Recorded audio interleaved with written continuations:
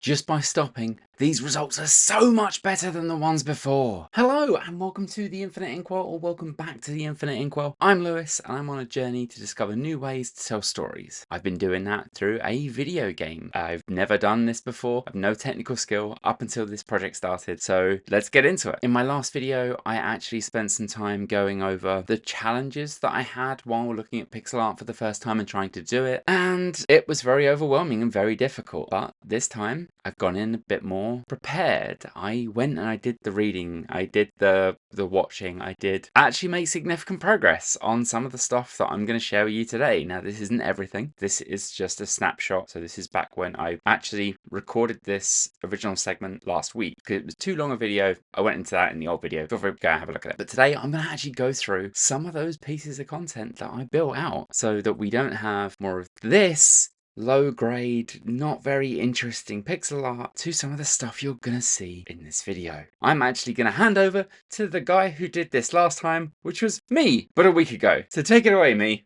Okay, let me talk you through my work so far. So I've been using Resprite, and this is my library of stuff that I've been building out. Some of this is going to look really basic. Some of this is obviously just like plain tiles for wallpaper, that sort of thing. Yeah, these were some of my initial ideas. Some of these might actually go into full production. I don't know yet, but I'm probably going to play with them for a little while longer. So this first one is actually my wall. So one of the things that I wanted to do with the wall is just make it look a little bit more interesting. So I started to focus on how do I get external brickwork to have more depth to it. So not only did I inject the cement in between the bricks with a bit more personality and a little bit of color, just to show that it's made up of different things and dries in different ways. And of course the external facing cement will be impacted by the fact that it's external facing. It's going to have the elements hitting it. And then the bricks themselves. If you've ever looked at a brick is not perfect. A brick is made up of all sorts of things. It's got bits in it, and I wanted to make sure that that came across in each of the bricks and that they felt relatively unique, so that it wasn't just a copy paste for every job. Now, I've said this, yes, I realize that there will be an element of copy paste in the broader tile map when it comes to brickwork, but at least this will look a little different. So this was actually quite important to me. Right, so now I did the floor. So to do the floor, I actually took the wall and rotated it. So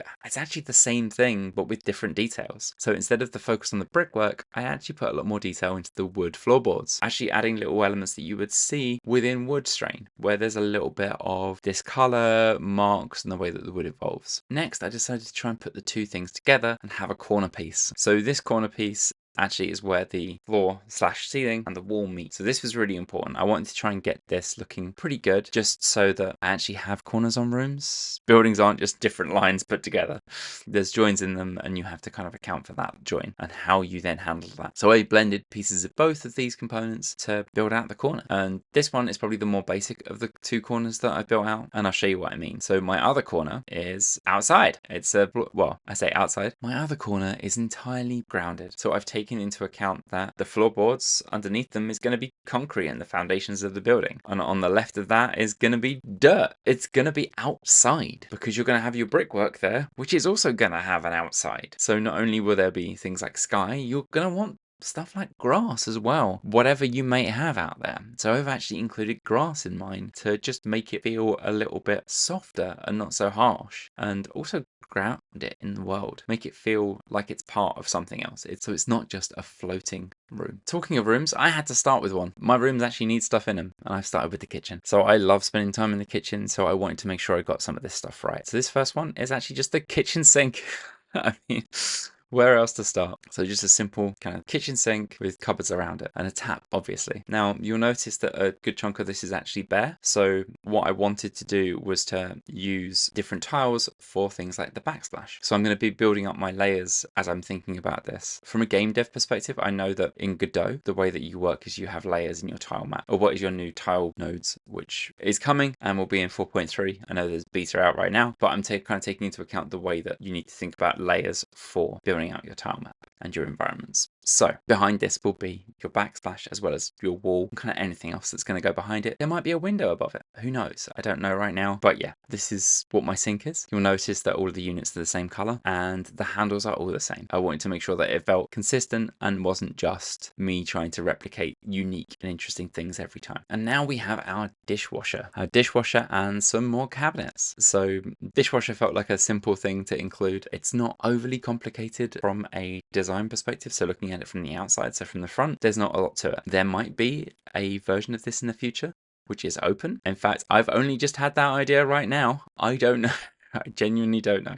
So that's something for me to think about and consider. You've got another cabinet there. You've also got a wall cabinet. Now, what you'll notice on the wall cabinet is that just underneath it, there is a thin line of shadow. That is actually a partially transparent shader, so that when I have a different color behind it, it will just look like a shadow. It should look relatively natural. So that's quite nice. A nice little touch. And then something that I didn't think this kitchen should be without is on the far right hand side, you could see that I've actually put in a wine rack. So I've got 2 reds and 2 whites in there. It felt incredibly unnecessarily fancy to throw it in there, but I thought I would. Why not? Right, washing machine. So this washing machine looks pretty lonely on its own. I'm having some serious thoughts about what I should be doing with the rest of the space, but what you'll notice is a lot of the major features are covered in there, right? So you've got the drawer where you're going to put your fabric softener and potentially your washing powder. On the right hand side, you've got the dial where you're going to be setting up what your function is for that cycle. And then one of the things that I wanted to do is that the front of a washing machine is normally quite reflective. I mean, mine certainly is. So I wanted to make sure that I got that feeling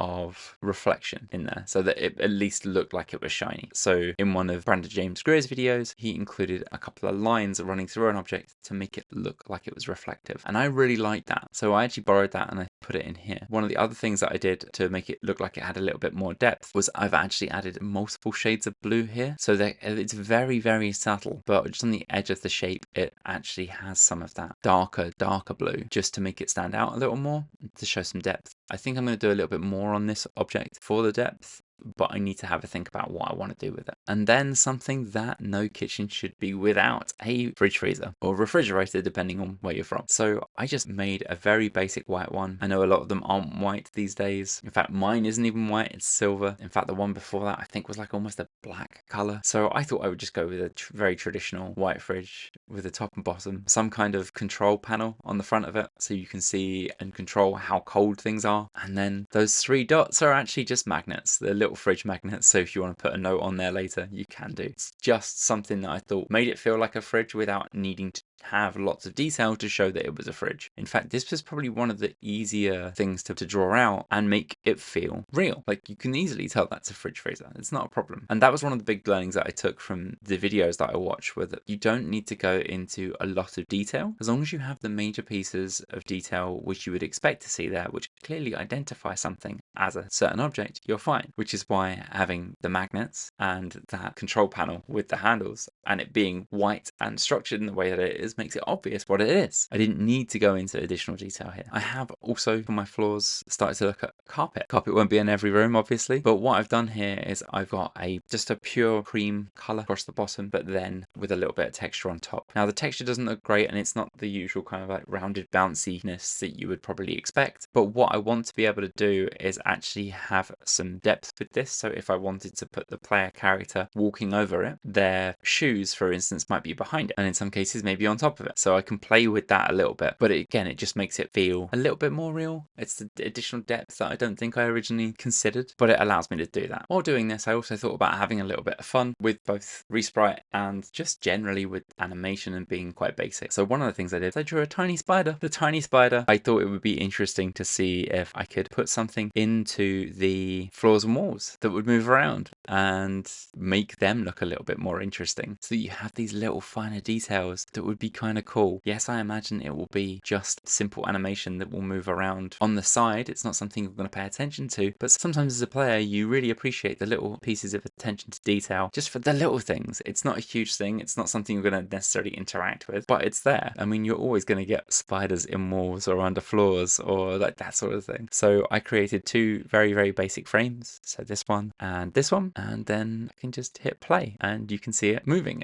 They're a little out of sync right now. I'm going to try and fix that, but I thought it was kind of cool just to have it there in the first place. So being able to have this animation and potentially have a spider run up and down the wall, it's kind of cool. I think it could be just one of those little things that's going to be a lot of fun. One of the last things that I'm going to talk about is my player character. The player character was not the easiest to do. So I actually took a bit of an iterative approach to this. I started with just shapes, round head, arms for body and legs, nothing crazy, almost like a stick figure. And then I started to flesh it out. The head shape changed, the body body started to take more of a form. And even the legs, they didn't change too much actually. But then they grew feet. I realize the feet look a little bit weird right now, but it all started to come together. You'll notice that these are all 64 by 64 pixels. So one of the reasons that I did this was that I wanted to make sure there was some consistency across the piece. And in one of Brandon's videos, he covered sprite size. So going from typical early pixel games, so things like Pokemon and the original Mario Brothers, they were 16 pixel sprites. So those 16 pixel sprites were what was possible at the time. And then we had a bit of an evolution as technology got better and more colors could be used. And some of the larger sprites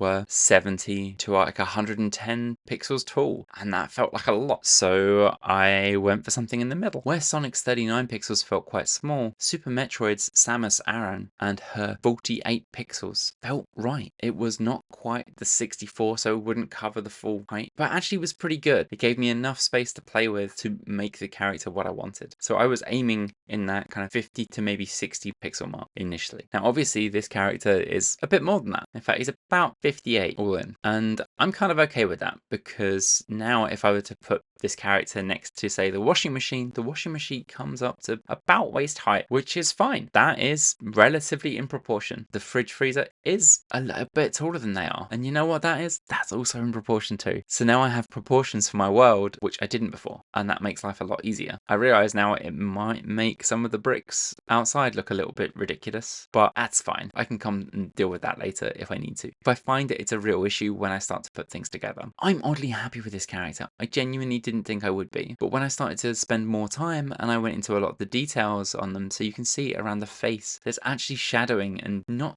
necessarily that great a detail around the fact there's an ear there, but it's clear that there's an ear. You can see the shadowing where the face is. If you have the light source in front of your face, you are going to have some shadow underneath your chin. And then even the hoodie that they're wearing has shadow built into it as well. So where the hood is, there's shadow underneath it that's created by it. There's shadow caused by the head on it. Obviously the shadow it causes itself by having the dip in it for the hood. That has its own shadow. And even where the arms are, there's shadow caused by the body on the arms and the arms on the body. And also the light coming from the front, it's going to have shadow behind it. So all of these things were considered. You can see that I've got the pouch. A lot of hoodies have that front pouch drawn on there using the same darker green, because whilst you wouldn't necessarily be able to see it with the naked eye, it would be there. The hands are a little disappointing. I'm probably going to work a bit more on the hands. Not overly happy with those. But what I am very happy with is actually the jeans. The jeans were a hard one for me. I initially thought, yeah, I want the standard dark blue you get with most jeans. But then what I wanted to do was to add some character to them. So this is where I was thinking about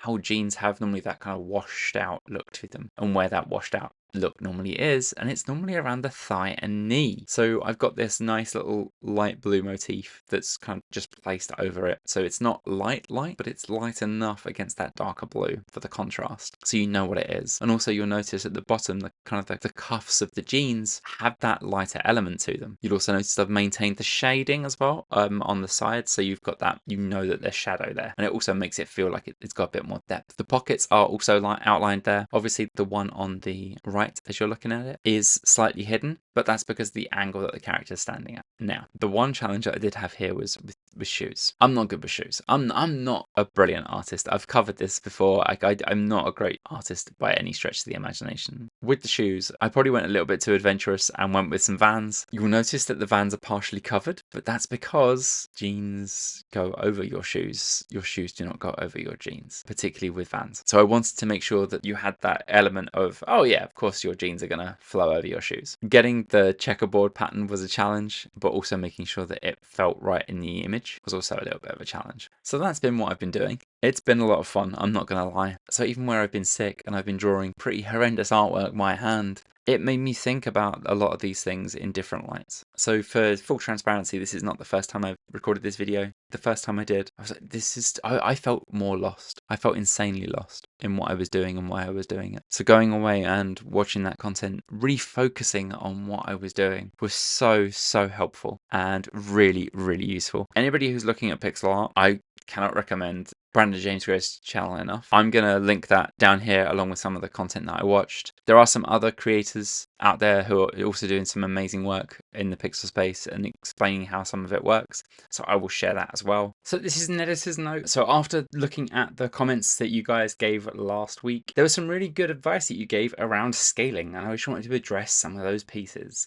So I know that you added recommendations for what size I should be looking at to get it to scale properly. The 320 by 180 aspect ratio was something that came up most frequently. That will work from a scaling perspective, and I need to look at how I'm going to integrate that properly. I think one of the things that I was thinking about doing, and I'd be keen to get your guys' input on this, is actually using the widescreen element as the HUD. So I could actually have the main part of the art be in that retro style 4:3 aspect ratio, and then use the space to either side as that HUD, that information about the character. So if there's a health bar, if there's any stats or updates, I mean, will I have a calendar and a day on it? Like, the little things, the weather, those sort of things were what I was thinking about using for the black spaces either side of that 4:3 aspect ratio. I don't know if that's the right thing to do, but I'd definitely be keen to have your guys' input and see what your thoughts were, because I realized that I'm not the most experienced person when it comes to this, and I'm more than happy to listen to you guys and take your feedback and input from people who've done this before. I'm really keen to hear what you think. So in my next video, I'm hoping that by then, Godot version 4.3 would have